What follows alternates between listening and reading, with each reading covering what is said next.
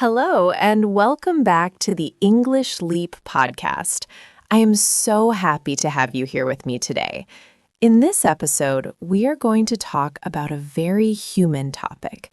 We will learn how to talk about your feelings in English. This is a very useful skill. We all have feelings every single day. Sometimes we feel great, and sometimes we feel terrible. Being able to explain these feelings helps us connect with others. It helps our friends understand us better. However, many students only know the words happy and sad. Today, we will learn more words. Let us start with positive feelings. When you feel good, you might say, I am happy. But there are stronger words you can use. If you are very happy about something specific, you can say, I am excited. We use this for future events, like a trip or a party. If you are incredibly happy, you can use the word thrilled. For example, if you get a new job, you are thrilled. It means you are full of joy and energy. It is a very strong and positive word to use in conversation. Sometimes happiness is quiet and calm. For this, we use the word content. When you are content, you do not need anything else. You are peaceful. Imagine sitting in a warm chair with a cup of tea. You feel content. It is a lovely feeling. Now, let us look at negative feelings. The word sad is very common, but it is a little boring. If something small goes wrong, you can say you are upset. Maybe you lost your keys. You are not deeply sad, but you are upset and annoyed. If you expected something good, but it did not happen, you feel disappointed.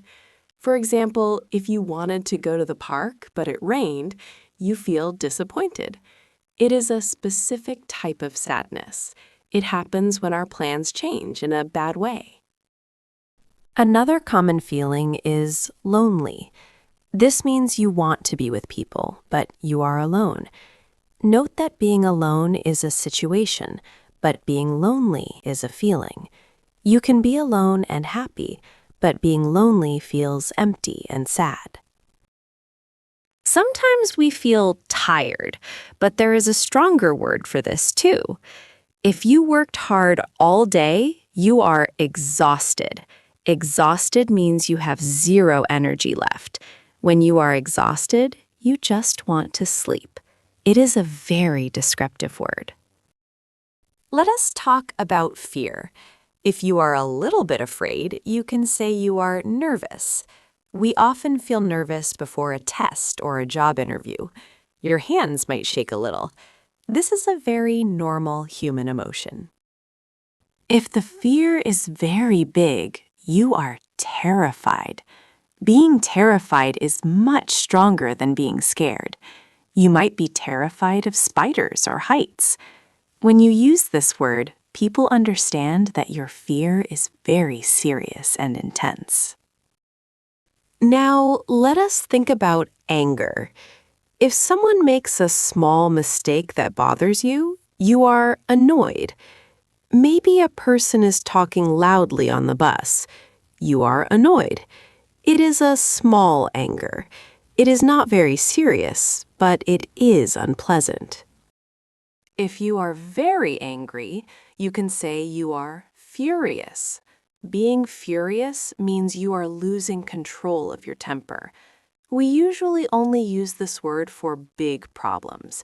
If someone steals your car, you are furious. It is a powerful emotion. It is important to match your words to the situation. If you say you are furious when you are only annoyed, people might be confused. Learning these differences will make your English sound much more natural. You will sound like a native speaker. We have covered many words so far. We talked about happiness, sadness, fear, and anger. In the next part of this podcast, we will learn how to ask others about their feelings. We will also talk about showing empathy. Let us continue. Welcome back to the second part of our lesson on feelings. I hope you are enjoying learning these new words. Now let us focus on how to interact with other people. Talking about feelings is a two-way street. You must also listen to others. When you see a friend, you might want to know how they feel. A common question is, "How are you?" But you can also ask, "How are you feeling today?" This question invites a deeper answer. It shows you really care about their emotions. If your friend looks sad, you can be more specific. You can ask, "Is everything okay?" or "What is wrong?" These questions show concern.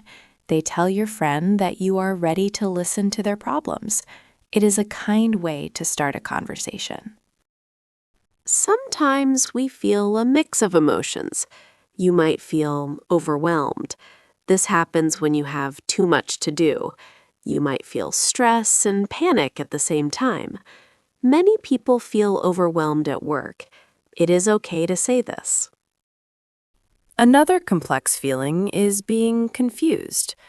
You feel confused when you do not understand something. Maybe the situation is strange. Being confused is uncomfortable. It is good to ask for help when you feel this way. Honesty helps clear the confusion. When you share your feelings, you can use the phrase, "I feel like," followed by a sentence. For example, "I feel like crying," or "I feel like dancing." This is a very common structure in English.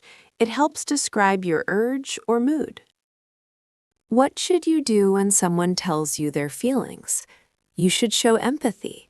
If they are sad, do not just ignore them. You can say, "I am sorry to hear that." This is a polite and kind response to bad news. If they share good news, celebrate with them. Say phrases like, "That is wonderful," or "I am so happy for you." Sharing happiness makes the feeling double. It strengthens your friendship. People love to be around supportive friends. Sometimes people just want you to listen. They do not need you to fix the problem. They just want to feel heard. You can simply nod and say, "I understand." This validates their feelings.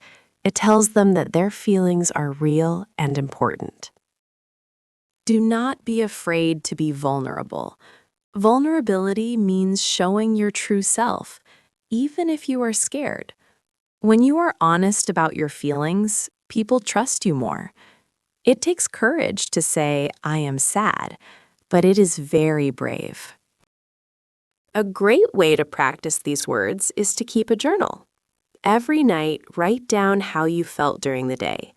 Did you feel anxious? Did you feel proud? Writing helps you remember the new vocabulary. It connects the words to real life. You can also practice with movies. Watch a movie and try to name the emotions of the characters. Is the main character frustrated? Is she delighted?